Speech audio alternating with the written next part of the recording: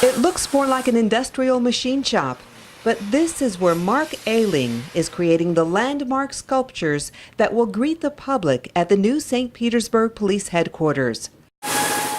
First, the Gladiolus, a 20-foot-tall metal blossom that will stand at the entrance. Gladiolus shares its name with the gladiator.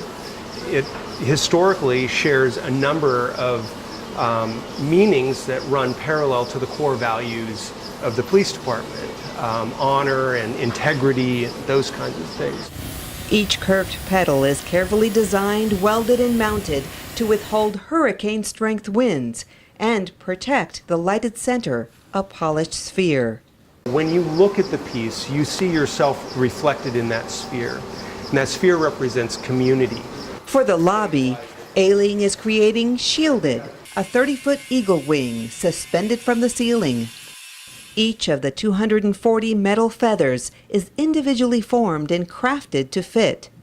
The police headquarters is a place where oftentimes people that go there are victims of crime, so they feel vulnerable. When you walk into the lobby, you're literally under that wing, so you feel that sense of protection. The idea is that the police department protects and nurtures the community so that it can ultimately lead to the growth and prosperity of that community.